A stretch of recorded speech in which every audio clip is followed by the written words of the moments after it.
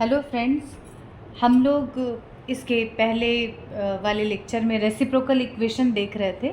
Reciprocal equation का मैं थोड़ा सा ब्रीफ आपको रिपीट कर देती हूँ। रेसिप्रोकल इक्वेशन क्या होता है कि एक ऐसा इक्वेशन होता है जिसमें अगर हम x के प्लेस पे 1/x पुट करते हैं, x के प्लेस पे अगर हम 1/x पुट करते हैं तो हमको अगेन वही इक्वेशन मिल जाता है। सपोज़ ये वाला इक्वेशन आप कंसिडर करिए, ये वाला इक्वेशन गिवन है, यहाँ पर x के प्लेस पे आप 1/x पुट करिए, यहाँ भी रखिए, सब सारी जगह पे x के प्लेस पे 1/x पुट करिए और इसको आप सॉल्व करेंगे ना तो अगेन आपको यही इक्वेशन मिल जाएगा। That means if we put x is equal to 1/x and there is no change in the equation, then the equation is known as reciprocal equation। ठीक है, रेसिप्रोकल इक्वेशन में कल हम लोग रेसिप्रोकल इक्वेशन का working process देख रहे थे। उसमें मैंने बताया था आपको 3 केसेस। आप एक बार मेरा रेसिप्रोकल इक्वेशन का जो फर्स्ट पार्ट वाला वीडियो है वो एक बार देख लेना, आपको बेसिक क्लियर हो जाएगा।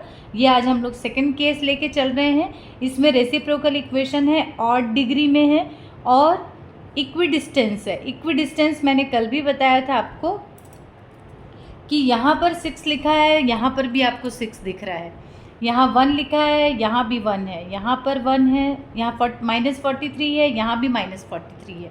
इसको बोला जाता है इक्विडिस्टेंस। मतलब अगर आप लेफ़्ट से स्टार्ट करें या आप राइट से स्टार्ट करें, आपको सेम चीज़ें मिलेंगी।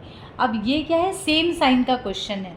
सेम साइन मीन्स देखो यहाँ भी प्लस, यहाँ पे भी प्लस, ये वाला प्लस, यहाँ 1 है कोफिशेंट, यहाँ +1, यहाँ -43, यहाँ भी -43। इस तरीके से ये सेम साइन वाला क्वेश्चन है। तो अगर ऐसी सिचुएशन हो तो इसका वन ऑफ द रूट -1 होता है। अब हम क्या करेंगे, एक रूट इसका आपको पता चल गया, बाकी के 4 रूट्स आपको और निकालना है। और इक्वेशन कैसा है, रेसिप्रोकल। तो हम क्या करेंगे, -1 से इसका सिंथेटिक डिवीज़न कर देंगे। सिंथेटिक डिवीज़न कैसे करना है ये भी मैंने आपको लास्ट लेक्चर में अच्छे से एक्सप्लेन किया था। एक बार फिर से यहाँ मैं रिपीट करने वाली हूँ। यह हाइलाइटर से मैंने हाईलाइट करके रखा है कि आपको कन्फ्यूज़न मत हो कौन सी वैल्यू को कहाँ पर पुट करना है। -1 से हम सिंथेटिक डिवीज़न करेंगे इस इक्वेशन को। तो क्या करना पड़ेगा इसके लिए, आप अपने इक्वेशन के कोफिशिएंट्स ले लो, 6, 1, -43, -43, 1 एंड 6। -1 से सिंथेटिक डिवीज़न करने के लिए क्या करना पड़ेगा, यहाँ थोड़ा सा स्पेस छोड़ के आप ऐसी एक लाइन खींच लीजिए।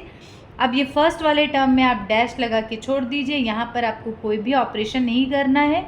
6 को आप एज इट इज़ लिखिए, देखिए मैंने एरो बनाया है, सॉरी 6 को मैंने एज इट इज़ लिखा है सबसे पहले। तो अब यहाँ से एरो स्टार्ट हो रहा है, -1 × 6 आप यहाँ ले जाके रखेंगे, ये देखिए -1 × 6 ये हुआ और ले जा के रखना है आपको यहाँ पर। अब 1 - 6 मतलब आपके पास जो भी साइन है उसके अकॉर्डिंग आपको काम करना है। अब यहाँ पर 1 - 6 लिखा हुआ है ना, तो आप क्या करेंगे, इसको सब्ट्रैक्ट कर देंगे। साइन कौन सा आ जाएगा, -5 आ जाएगा। 1 - 6 दैट इज़ -5। अब -1 × -5 करना है। देखो ये एरो से क्लियर है यहाँ से, ये वाला, तो ये हो जाएगा, आपको मिलेगा 5। इसको ले जाके आपको यहाँ पुट करना है। अब ये हो गया 5, तो -43 और 5 कितना होगा, -38। -1 × -38 मिलेगा आपको यहाँ पर। ऐसे ही ये प्रोसेस आपको कंटिन्यू करते जाना है। ये 38 आया, सॉल्व करेंगे -5, -1 × -5 ये हो गया 5, 1 + 5 होगा 6, -1 × 6 यहाँ लिखेंगे -6 + 6 और -6 मिला के हो जाएगा 0। मैंने कल भी आपको बताया था कि आपको यहाँ का लास्ट टर्म जो है वो हमेशा 0 मिलेगा। उसका रीज़न भी मैंने बताया था, क्योंकि हम लोग सिंथेटिक डिवीज़न किससे कर रहे हैं, इस इक्वेशन के वन ऑफ द रूट से कर रहे हैं। तो अगर इस इक्वेशन के आप रूट से अगर इसको सिंथेटिक डिवीज़न करेंगे तो आपको ऑब्वियसली क्या मिलेगा, ये लास्ट वाला टर्म मिलेगा 0। अब आपके पास जितने भी टर्म्स मिले हैं यहाँ पर, सिंथेटिक डिवीज़न आगे नहीं करना है आपको। इसके बाद आप क्या करेंगे, इस ये सारे कोफिशिएंट्स लेके आप एक नया इक्वेशन फॉर्म करेंगे। याद रखना है आपको कि पहले पावर 5 का इक्वेशन था, अब यही पावर 4 का इक्वेशन बन जाएगा। एक रूट क्योंकि हमारे पास ऑलरेडी है और उसी से सिंथेटिक डिवीज़न किया आपने, तो एक लास्ट टर्म हो गया, 0 एलिमिनेट हो गया। दैट मीन्स अब आपके पास जो टर्म्स है उससे आपको 4th डिग्री का इक्वेशन मिलेगा। अब 4th डिग्री का एक इक्वेशन फॉर्म कर लो।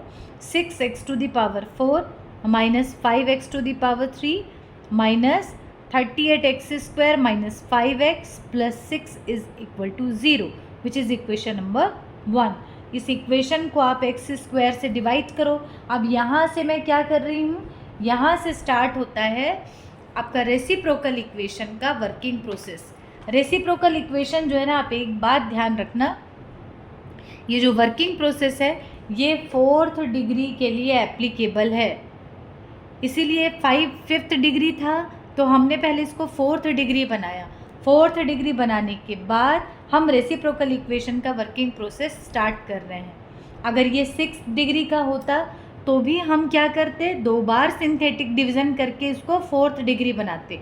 6th डिग्री का कौन सा केस है, इवन, व्हेन डिग्री क्या है, इवन हो, पावर क्या हो, इवन हो, उसका अलग केस है, वो इसके बाद मैं बताऊंगी। अभी हम क्या पढ़ रहे हैं, ऑड डिग्री का क्वेश्चन पढ़ रहे हैं, सेम साइन का क्वेश्चन पढ़ रहे हैं। और हमने इसके पहले वाले लेक्चर में क्या पढ़ा था, इसके पहले वाले वीडियो में हमने देखा था ऑड डिग्री होगी और अपोजिट साइन होगा तो 1 ऑफ द रूट क्या होता है, +1 होता है। अभी क्या है, -1 है।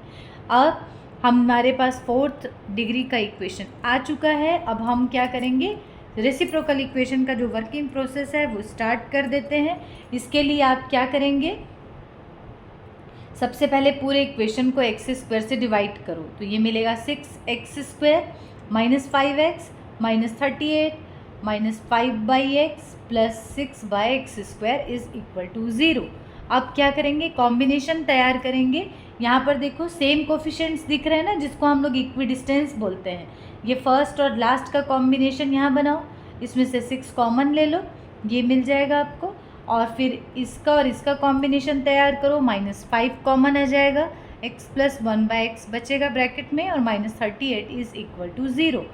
अब क्या करना है आपको, ये वर्किंग प्रोसेस ही है जिसके कारण हमने क्या एज्यूम किया है, x प्लस 1/x को y एज्यूम किया है।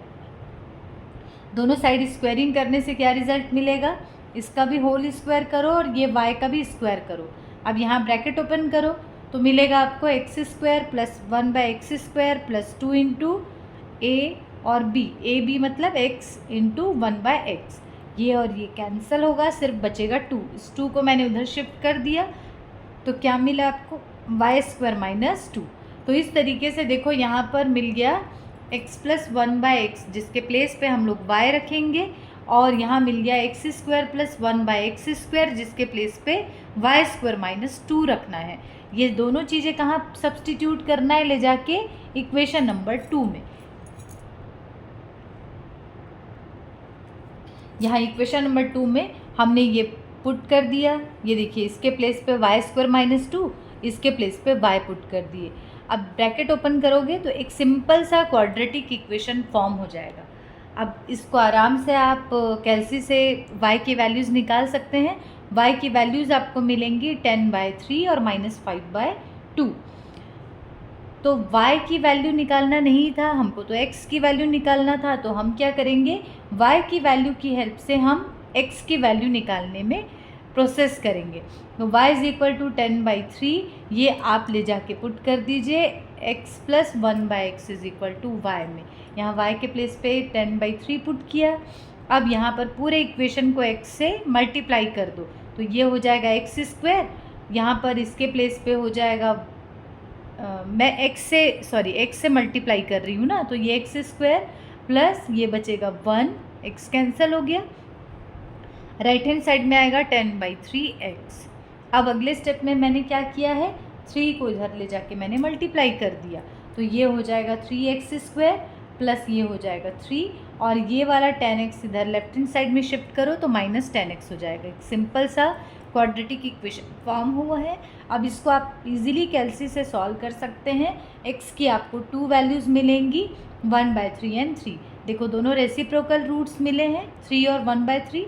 Again we put y is equal to -5/2। कहाँ पुट करना है? In x plus 1/x is equal to y में। y के प्लेस पे -5/2 पुट करो, पूरे इक्वेशन को x से मल्टीप्लाई करो तो ये होगा x², ये होगा +1, ये हो जाएगा -5/2x। 2 से 2 को इधर शिफ्ट कर दो क्रॉस मल्टीप्लाई करके, तो ये हो जाएगा 2x² + 2 is equal to -5x। -5x इधर शिफ्ट करो, +5x हो गया। इस इक्वेशन को, ये भी क्वाड्रेटिक इक्वेशन है, कैलसी से सॉल्व कर सकते हैं आप। रिजल्ट मिलेगा -2 और -12। ये भी दोनों रेसिप्रोकल मिला है, ध्यान देना। अब आपके पास टोटल 4 रूट्स अवेलेबल है, 3, 1/3, -2 एंड -12। लेकिन हमारा जो इक्वेशन था वो 5th डिग्री का इक्वेशन था, तो उसका एक और रूट है जो ऑलरेडी हमने स्टार्टिंग में क्लियर किया था कि अगर रेसिप्रोकल इक्वेशन है, इक्विडिस्टेंस है, ऑड डिग्री है और सेम साइन है, तो वन ऑफ द रूट उसका -1 होता है। तो जब फाइनल आंसर लिखेंगे आप तो ये -1 को लिखना भूलना नहीं है। तो -1 एक रूट हो गया, बाकी की ये 2 रूट 3 और 1/3 और -2 -1/2। तो टोटल कितने हो गए? देखिए टोटल 5 रूट्स आपको मिल गए। यही रिजल्ट आपको फाइंड आउट करना था। Thank you.